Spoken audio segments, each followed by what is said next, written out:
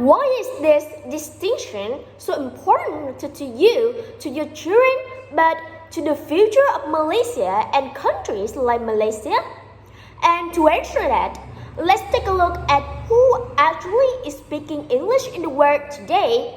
Okay, so if we look all of the English conversation in the whole world taking place right now on planet Earth, we would say that for every native speaker like me, there are 5 non-native speakers. And if we listen to every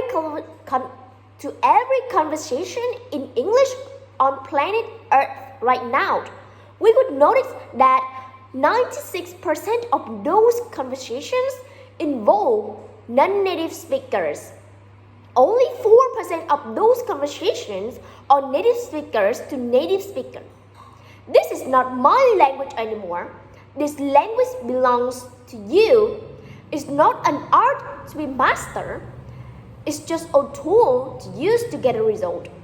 And I want to give you a real life example of what English is today in the world. Real English today. This is another true story. I was at a barbecue a little while ago. This was a barbecue for engineers from all over the world.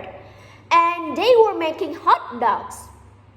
Some of the hot dogs were regular hot dogs and some were these cheese hot dogs, with the cheese in the middle.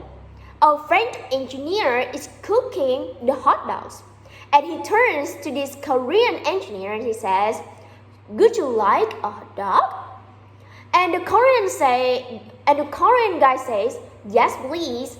He says, "Do you want the cheese?" And the Korean guy looks around at the table. He says, "I don't see cheese."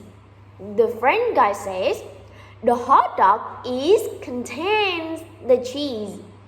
The Korean guy doesn't understand him, right? So the French engineer tries again.